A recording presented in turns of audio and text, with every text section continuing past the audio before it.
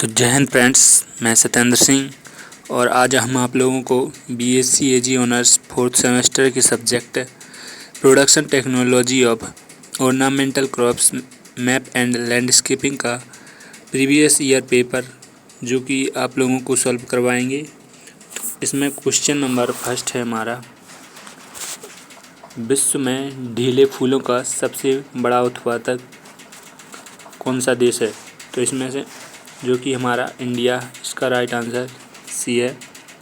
Question number second है, गेंदे का उत्पत्ति स्थान क्या है? तो गेंदे का उत्पत्ति स्थान सेंट्रल अमेरिका यानी मध्य अमेरिका हो जाएगा। क्वेश्चन नंबर थर्ड है, गुलाब का व्यावसायिक प्रवर्धन किसके द्वारा किया जाता है? तो गुलाब का व्यावसायिक प्रवर्धन टी बडिंग के द्वारा किया जाता है।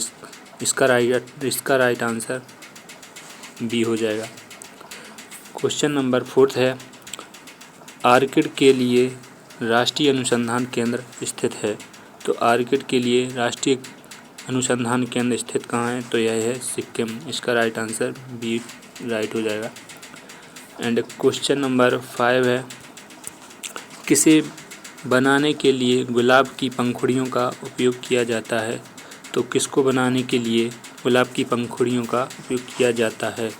तो गुलकंद, इत्र और गुलाब जल, इन तीनों का उपयोग किया जाता है। इसका राइट आंसर डी यानी सभी हो जाएगा। क्वेश्चन नंबर 6 है, टिश्यू कल्चर या ऊतक संवर्धन सामान्य विधि है। तो टिश्यू कल्चर सामान्य किसकी विधि है? तो यह है आर्किड की, यानी सी राइट आंसर हो जाएगा। क्वेश्चन नंबर 7 है जो कि कैलेक्स स्प्लिटिंग किसका मुख्य दैहिक विकार है? तो कैलेक्स स्प्लिटिंग ये है कार्नेशन का मुख्य दैहिक विकार है। क्वेश्चन नंबर 8 है, फिकस इलास्टिका लोकप्रिय है। तो फिकस इलास्टिका लोकप्रिय है, तो इसका राइट आंसर हो जाएगा घर के अंदर लगाया जाने वाला पौधा। क्वेश्चन नंबर 9 है, पलाश किसका सामान्य नाम है? तो पलाश जो कि ब्यूटिया मोनोस्पर्मा का सामान्य नाम है। इसका राइट आंसर सी हो जाएगा। क्वेश्चन नंबर 10 है, स्टेरिंग निम्नलिखित में से किस फसल में प्रवर्धन की एक विधि है? तो स्टेरिंग किस फसल में प्रवर्धन की एक विधि है? तो ये है गुलाब यानी रोज। तो इसका राइट आंसर बी हो जाएगा।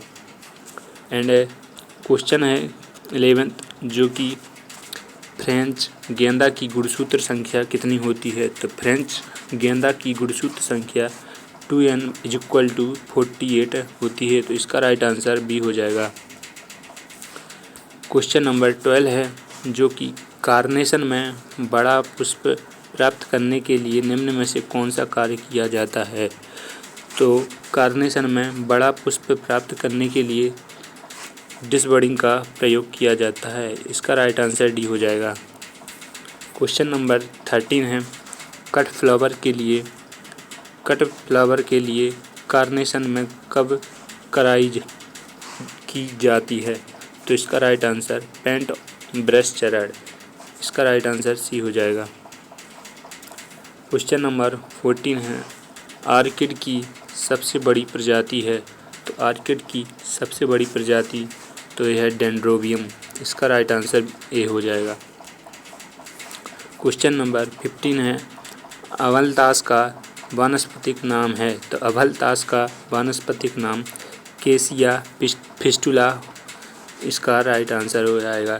तो ये हमारा बी ऑप्शन राइट हो जाएगा। एंड क्वेश्चन नंबर 16 है, दूरंता का प्रयोग मुख्य रूप से किया जाता है।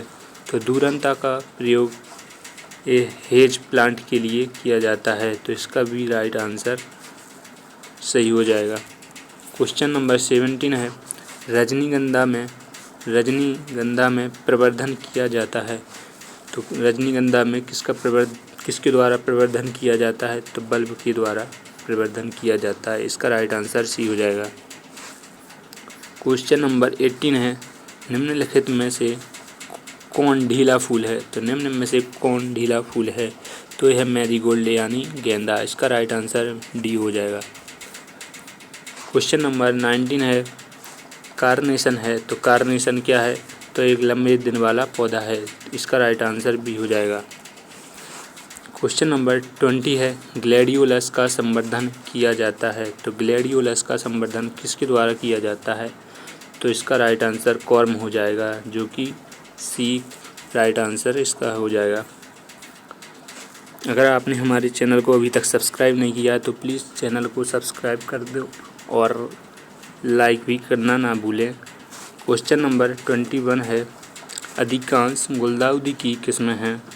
तो गुलदाउदी की किस्में हैं तो ये हैं छोटे दिन प्रकार की। इसका राइट आंसर भी हो जाएगा। एंड 22 क्वेश्चन है, तो बोगेनविलिया किस परिवार से संबंधित है? तो बोगेनविलिया ये है निक्टेंजिनेसी। तो इसका राइट आंसर सी हो जाएगा।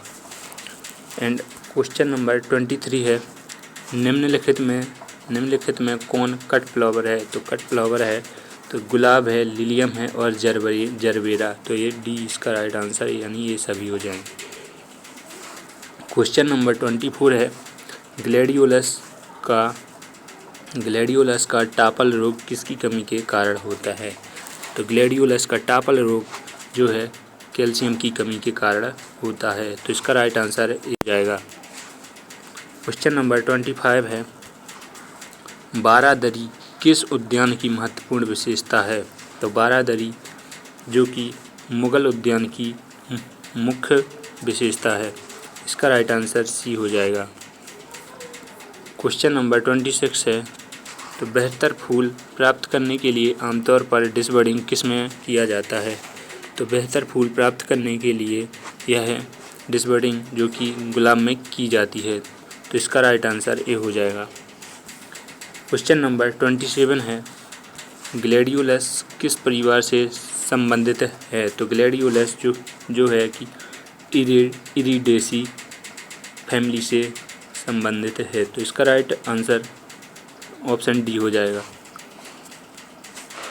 क्वेश्चन नंबर 28 है, ग्लैडियोलस के कॉर्म की सुप्तावस्था किस पादप हार्मोन से टूटती है?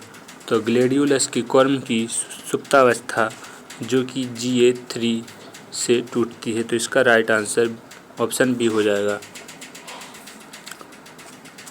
क्वेश्चन नंबर 29 है, निम्न में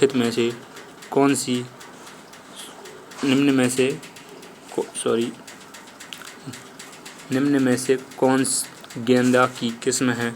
तो गेंदा की किस्म जो कि पूसा बसंती है। तो इसका राइट आंसर सी हो जाएगा।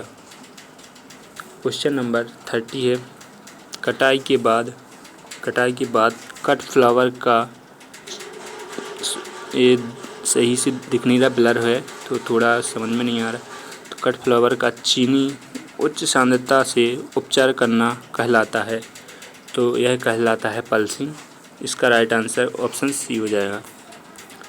क्वेश्चन नंबर 31 है, सिम्पोडियल एवं मोनोपोडियल वृद्धि पाई जाती है। तो ये किस में पाई जाती है? तो ये हमारे ऑर्किड में पाई जाती है। इसका राइट आंसर ए हो जाएगा। क्वेश्चन नंबर 32 है, पॉली हाउस में गुलाब की खेती करने के लिए कार्बन डाइऑक्साइड की सांद्रता होती है। तो कार्बन डाइऑक्साइड की सांद्रता कितनी होती है? तो इसका राइट आंसर 500 से 1000 ppm होती है। तो इसका राइट आंसर ऑप्शन बी हो जाएगा। क्वेश्चन नंबर 33 है, जरबेरा किस परिवार से संबंधित है? तो जरबेरा जो कि एस्टेरेसी कुल से संबंधित है। तो इसका राइट आंसर ऑप्शन ए हो जाएगा। क्वेश्चन नंबर 34 है, गुलाब की खेती के लिए मिट्टी का आदर्श pH मान कितना होता है? तो इसका राइट आंसर जो कि बी हो जाएगा, यानी 6 से 7.5 pH मान इसके लिए उपयुक्त माना जाता है। क्वेश्चन नंबर 35 है, तो समान दूरी पर एक ही वस्तु की पुनरावृत्ति कहलाती है। तो यह कहलाती है लय। इसका राइट आंसर सी ऑप्शन हो जाएगा। क्वेश्चन नंबर 36 है, टर्मिनल भवन किस उद्यान की महत्वपूर्ण विशेषता है? तो यह है मुगल उद्यानिकी। इसका राइट आंसर ऑप्शन ए हो जाएगा। क्वेश्चन नंबर 37 है, किस उद्यान को लघु रूप में प्रकृति के नाम से भी जाना जाता है?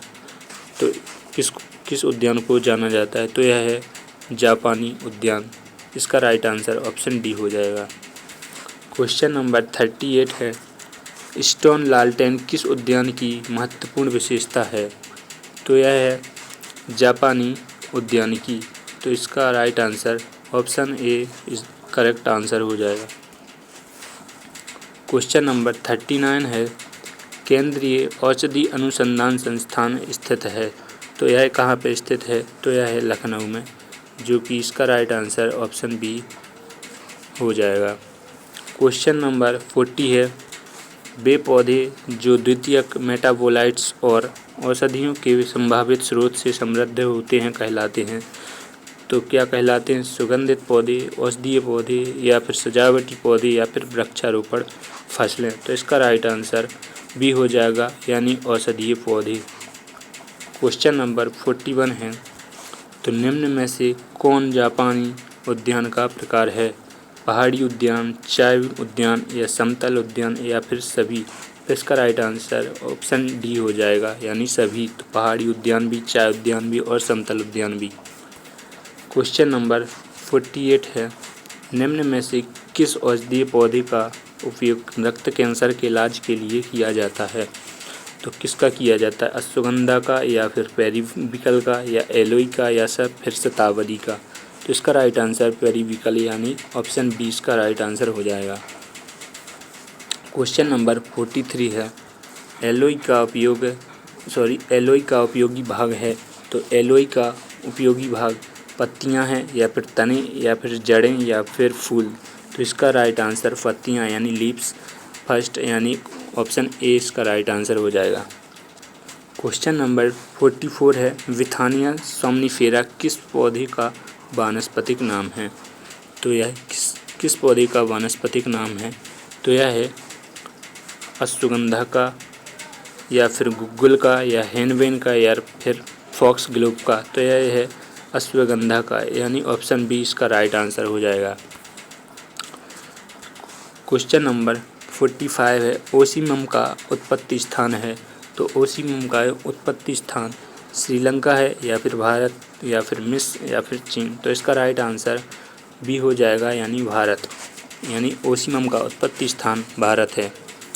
क्वेश्चन नंबर 46 है, शिवालिक निम्न में से किस पौधे की सबसे लोकप्रिय किस्म है? तो शिवालिक किसकी लोकप्रिय किस्म है? तो या फिर किसकी है? तो गुलाब की है, या खसखस की, या फिर जापानी मेथा की, या फिर जेरेनियम की? तो इसका राइट आंसर सी हो जाएगा, यानी जापानी मेथा की। क्वेश्चन नंबर 47 है, पामारोजा घास के तेल का मुख्य घटक है? तो पामारोजा घास के तेल का मुख्य घटक क्या है? तो यह सिट्रल है, या फिर जिरेनियोल, या फिर सिनियोल, या फिर लुपिन? तो इसका राइट आंसर हो जाएगा जिरेनियोल। इसका राइट आंसर ऑप्शन बी हो जाएगा। क्वेश्चन नंबर 48 है, तो इसमें सही मिलान चुनना है। तो फिर इसका सही मिलान जो कि ऑप्शन सी हो जाएगा, यानी ए हमारा ऑप्शन सी हो जाएगा, सॉरी ऑप्शन सी ए हो जाएगा। तो आप लोग देख सकते हो ऑप्शन में आप लोग मिलान कर सकते हो। तो ए का दूसरा है, तो हमारा ए का दूसरा यानी कैसिया फिस्चुका पीला, और बी का थर्ड है जो कि जकेरेंडा का नीला, जकेरेंडा एक्यूटिफोलिया, एंड सी का है वन यानी डेलोनिक्स रेजिया, यानी ये लाल होता है, एंड और डी का 4 है तो यह है एलास्टोनिया स्कोलेरिस, तो यह सफ़ेद होता है। एंड क्वेश्चन नंबर 49 है, इसमें भी सही मिलान करना है, तो इसका राइट आंसर बी हो जाएगा, जो A3, B1 और C2 और D4। तो A3 गुलाब कौन सी कुल का है, तो यह रोजेसी कुल का है। तो बी गुलदाउदी किस कुल का है, तो यह है कंपोजिटी। एंड बात करें सी यानी चमेली की तो यह है ओलियेसी कुल की। और रजनीगंधा की बात करें तो यह है एस्परेगेसी। क्वेश्चन नंबर 50 है और इसमें भी सही मिलान चुनना है। तो इसका राइट आंसर A2, B3 और C4 और D1 हो जाएगा। तो A2 यानी A का 2 यानी अश्वगंधा में जड़ें पाई जाती हैं, अश्वगंधा का जड़ हो जाएगा। एंड B का 3 तो यानी मेथा का पत्तियाँ। एंड C का हो जाएगा 4 यानी दालचीनी में छाल। और 4 का फर्स्ट हो जाएगा यानी D का फर्स्ट यानी गुलाब का फूल। तो आज का हमारा यही लेक्चर था जो कि आप लोगों को कुछ समझ में आया होगा। तो थैंक्स गाइस। अभी तक आपने चैनल को सब्सक्राइब नहीं किया है तो चैनल को सब्सक्राइब कर देना और लाइक करना ना भूलें। तब तक के लिए मिलते हैं नेक्स्ट वीडियो में। जय हिंद, जय भारत फ्रेंड्स।